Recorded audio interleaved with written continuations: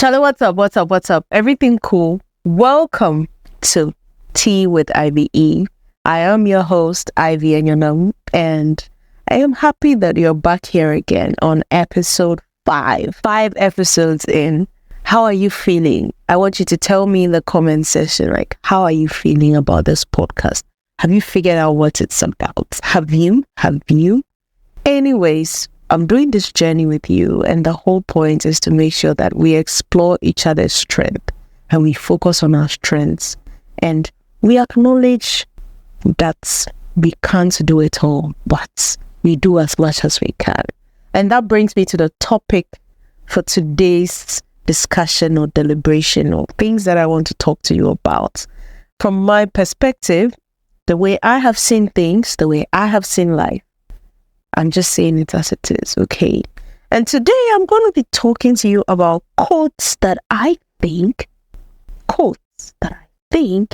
ruined our curiosity and boxed us in. Are you ready for these quotes? Listen, growing up, we all had it. But like Charlie, let's dissect it today. How did it affect us growing up? How? And how does it continue to affect us, and even as adults who are supposed to like overcome it all and know it all and all that? Anyways, thank you so much for joining. Let's get into it. This goes out to all my ladies.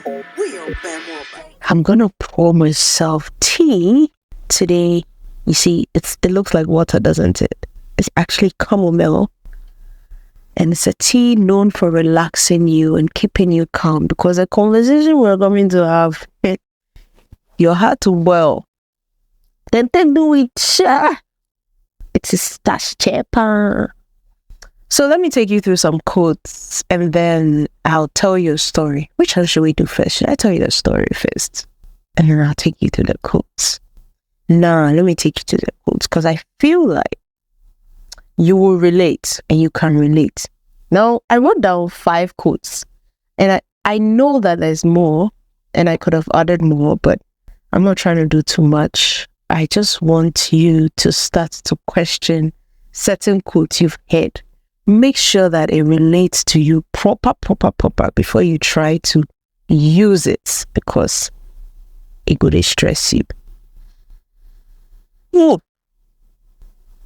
Chamomile smells amazing, guys. You should try. I did too. Quote number 1. One of the most famous quotes done by Shakespeare. And for a very long time in my life, I only heard the first part of the quote. Jack of all trades, master of none. Now, my teachers will use this, especially for students like us who were more curious. And for me, in school, I was in the sports team. I was in the drama team. I was, even if possible, the debate team. I was the sports too. It wasn't just football. It was tennis. It was hockey. It was, even though I was short, I've played basketball at a point. And you will still come back to class, and a teacher would see you rushing into class after sports and go like, instead of you to focus on your books, instead of you to focus, you are doing drama and things. You think, what would that do for you? Jack of all trades, master of none, don't you know? And then the teacher will tell you this, or your parents will tell you this, or someone you're supposed to look up to as a child would tell you this. And it makes you feel like, Charlie, maybe I shouldn't do too much. I should just look for one day and focus on it and finish. I'm here to tell you that they never told you the full quote. The full quote is actually, Jack of all trades, master of none, but oftentimes better than master of one.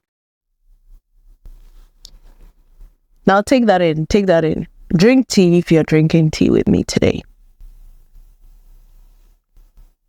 Should I repeat it? Jack of all trades, master of none, but oftentimes better than master of one.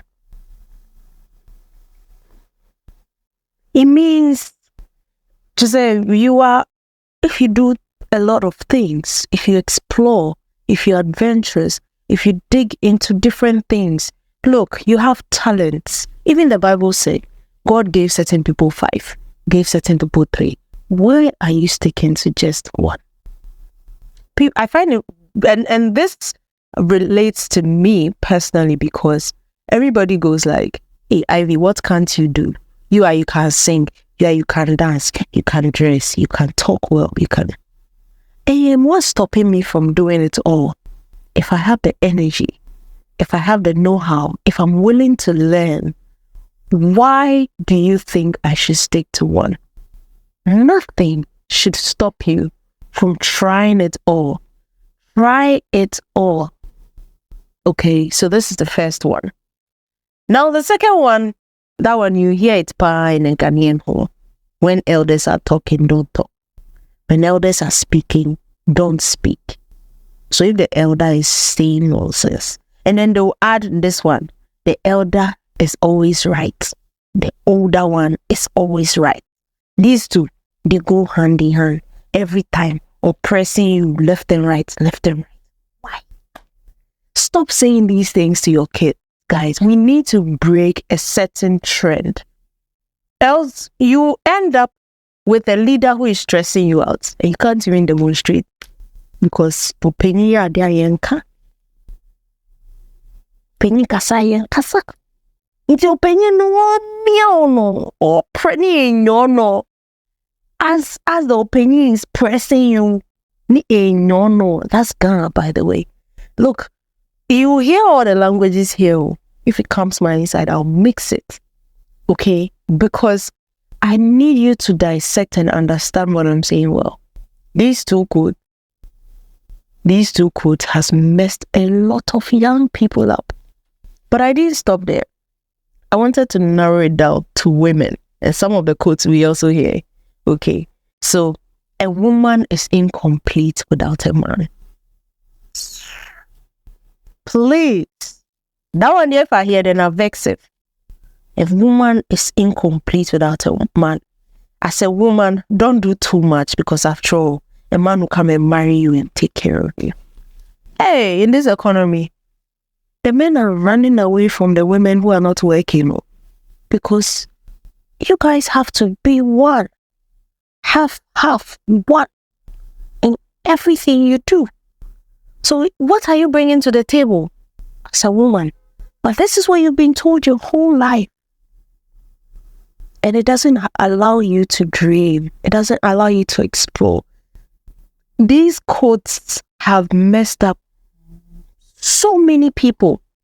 If you ask a woman, Charlie, why did they? Oh, in school, I was in drama. I used to play football. I used to play table tennis. I was in the coding team. I was in the engineering team, robotics team. But why did you stop? After uni, and then my husband married me, and he said I should stay at home. And my mom too agreed with him, because she said, as a woman, hey, and then there's the kitchen one. As a woman, your place is in the kitchen. I don't know if I have been able to overcome these things because of the kind of environment I grew up in. Because in my house, my mom didn't say as a woman or as a man. We had a roster. Today, if my brother washes the dishes, tomorrow I will wash it. We can all cook. My siblings, we can all cook. Nobody was a man. We were raised equally. And I think that that's some of the things you should start doing for your kids. And you should start thinking about it. Why? Why were you made to be boxed in? Why? Now, let me tell you a story. So, I have adopted a couple of schools, primary schools, high schools, that I pass through from time to time to talk to kids. I don't like to post too much about it, but it's something I do, especially because of my friend. We've talked about her, Eileen, and I look forward to doing more. On one of such occasions, I went into a classroom, And I try to make it as engaging as possible, and I try to be as fun as possible because I find that that's when young people actually listen. So I saw this girl sitting in the back far corner, making sure that you can't see her and hiding. And I usually pick those things, and my instincts were just because I'm watching you, I'm talking to you, I'm communicating with you. So I'm looking at who's engaging, who's hiding, who's paying attention, who's not interested. I'm looking at all that whilst talking to you. And I saw this girl, and I called her out, and I asked her a random question. I asked her a random question and said, yo, answer this question. And she answered, and she went back to being in her cave. And I said, you know what, come join me. And she came.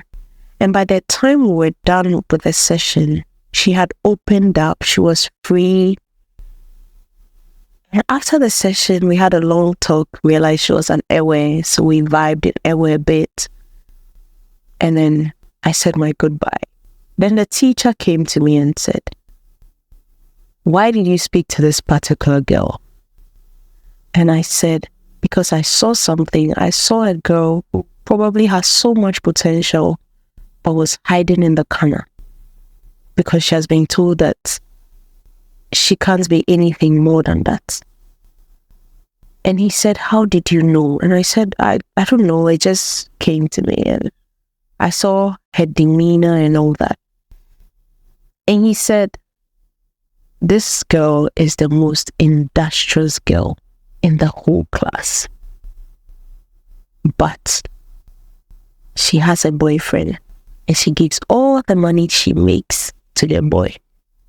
Because to her, she has been told that she saw her mom grow up saying, she saw her mom do the same thing, that you are incomplete without a man. So this boy is fooling. Wait, how old is this girl and she has a boyfriend who is fooling? And the guy said, oh, she started school late, so she's actually 18. But she's a Muslim. And I said, why do you say she's industrious? What does she do?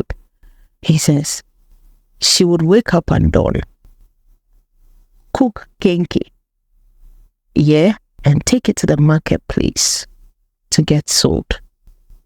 Then she will make snacks and come and sell in school. So she's always experimenting baking different things, frying different things, snacks, and then she'll bring it to school. So she makes a lot of money. But he always sees the girl give it to the guy. And then the guy will probably go and stand somewhere else with another girl. And this girl will be so frustrated, and she'll be so sad, and she'll be begging the boy. Hey, I said, teacher, what is going on here? What are you telling me? And he said, yeah, Charlie, that's why I wanted you to come, because I just felt like if they saw potential and how far they can go as women, it would make things better and they won't limit themselves. But can you blame her? She's been told that Obadiah, as a woman, yours is the kitchen. Yours is to take care of your husband and make sure your husband is okay. Don't offend your husband. That thing's listen, guys, I'm not saying that men aren't. No. In fact, I actually know I have some amazing male friends who want nothing to do with timid women. Okay, and that is what I'm trying to say. Have a voice. Have your voice. Who told you that you can't explore? Who told? Look, I have a mentor in South Africa, and a couple of years ago, I was talking to her, and she said something. I was like, so, because this mentor used to be very into clubs and cars and things like that, right? And so I waited a while, and I said, so what have you been up to these days? And she said, oh, now I'm learning how to pilot, plane. I said, what? She said, yeah, I'm bored. So I decided to take a class. So now I can move a plane from here to here. I can move this particular type of plane. I was like, who told you that you can't do more? Listen, as long as you have life and you have energy and you have the strength. In fact, sometimes even challenging yourself brings you energy and it brings you strength and it gives you good vibes. And like, you feel good about yourself because you know when you see your when you see your credentials, then hey, you've done this, you've done this, you've done this. Wow, you did all that. You are amazing. Don't let anybody tell you that you have to do just one and that is it. No. In fact, God will not be happy with you. He has already said it in the Bible that I gave you 3 talents. Did you multiply it? Did you? Master of none is better. Like, it's so better than master of one. Until the areas held by and it's a jade. All you came to do your whole life is to stay in the kitchen and babysit your whole life. Big ups to you if that's what you love doing. I love kids. I love to spend time with them. But explore, be adventurous, be curious. Come out of that box, come out of that shell, come out of it. Like, see, I didn't know. Okay, let me tell you a personal experience. Back in school, I've always been a football person. So I played football. I did a lot of ball stuff. So football, volleyball, until I hurt my hand and then I couldn't do volley anymore. Basketball, hockey. Yeah, those things. Like, the moment the teacher says, oh, we want someone to say I can do it, then I'll go and try my hands. If I do it and I like it, I stay. If I don't, I move on to the next thing. That's how I am. And I was in Form 2 or Form 1. And we didn't have anyone to represent the school in table tennis. This is SSS. Okay. And I said, and my teacher came, knowing that I like to try new things, came and said, Ivy, we need someone to represent the girls for table tennis. Are you interested? So I said, how long before table tennis? He said, oh, in like a month or two. In a month or two. I said, hey, you want me to learn how to play table tennis in a month or two? Oh, yeah. I mean, you're a sports person, you're an athletic person, so it won't be hard, you'll be fine. I'll make sure that someone teaches you. I'll put someone on it to teach you. So what's up? I said, okay, I'll do it. I will go on to learn how to play table tennis. Go and play inter-schools. And come out second in the whole zone. Second. My certificate is there right now. So what would have happened if I had said, I've never done this before, so I can't do it. I won't try. Like, who would have taken that second position? I came out second. Yeah, I think that was my last year because I'm sure that if I had done it another year, hey, like that trophy be my own. But it goes to show you that don't limit yourself. Don't box yourself up. Be curious. Try it. Do new things. Like, explore. You're different. Explore. You're not, no, because someone failed doesn't mean you will fail. Try. If you fail, what's the worst that could happen? You failed, so, but you have another experience. You will learn a thing or two. So explore. Take yourself out of that box. Don't take in quotes that were made to oppress you. Don't take in quotes. It doesn't sit well with me that you would tell me that I am incomplete without a man. No.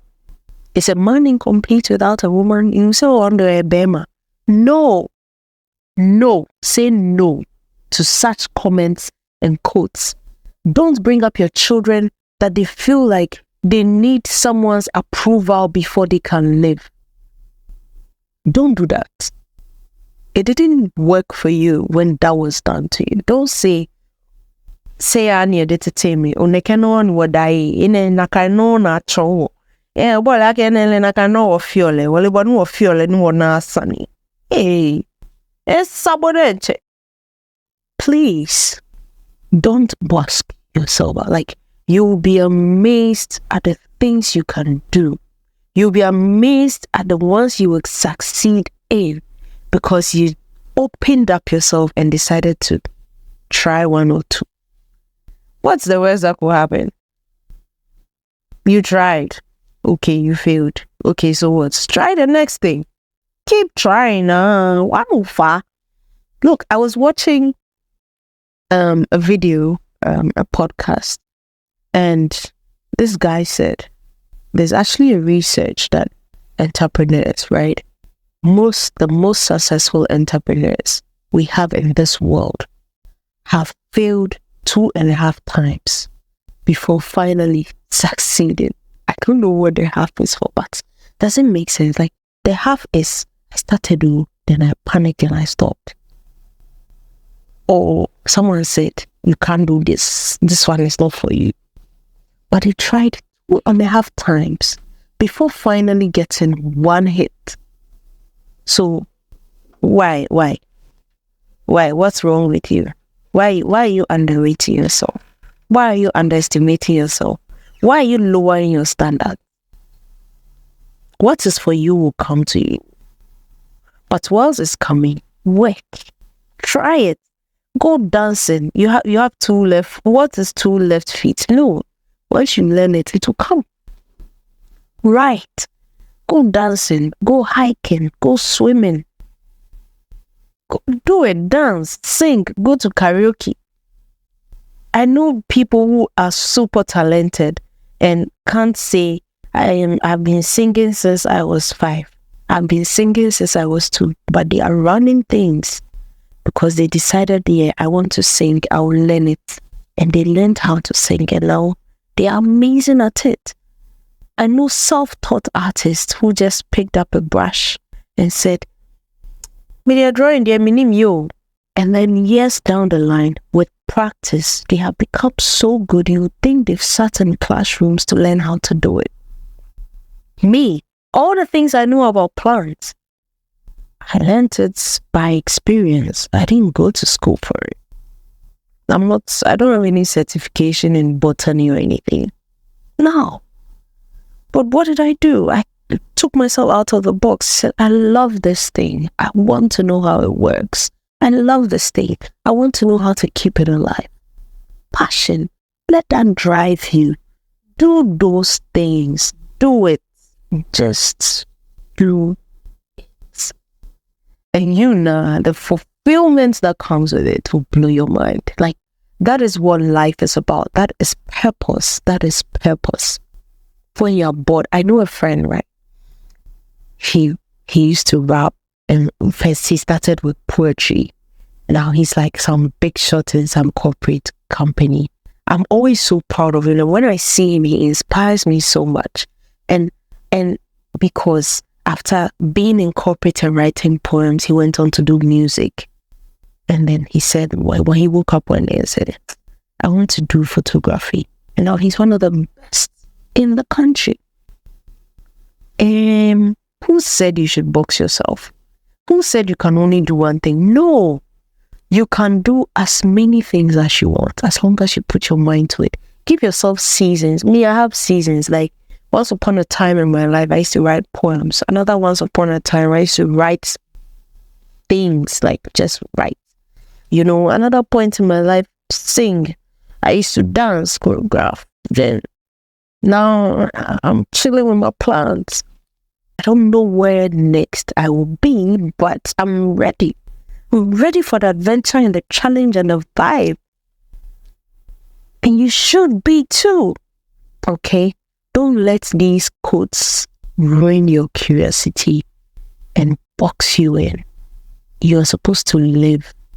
You're supposed to be. Like, you're different. So we need to see it. We need to vibe with it. Okay? Yeah. So let's go to what plants taught me.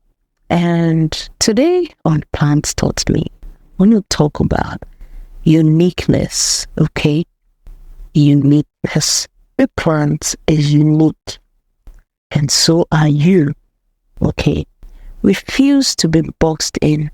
Come out of that shell and experience your full potential. You are unique. Listen.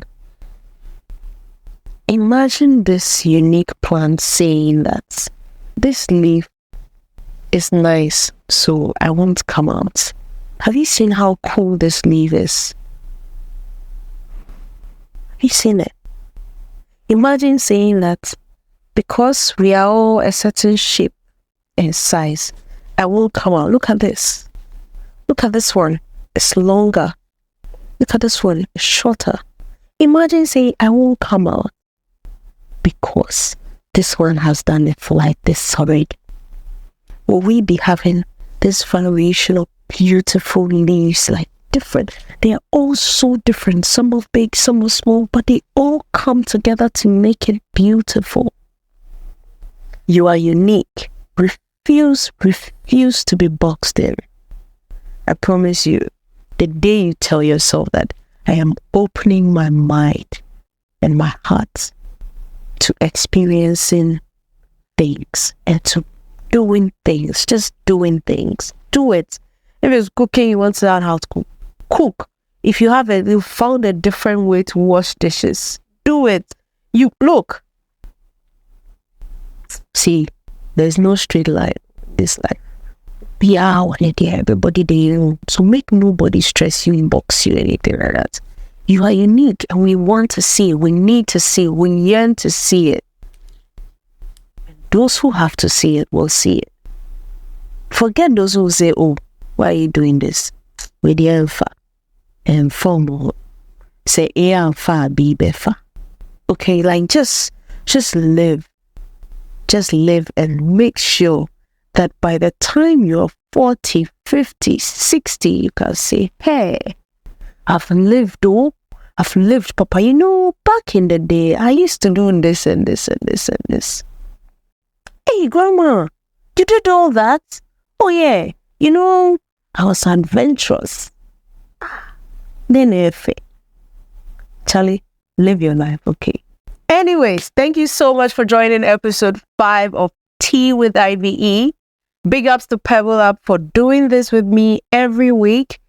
Catch us every Sunday evening live on Pebble app, and then Thursdays on every other DSP you can think of or you love.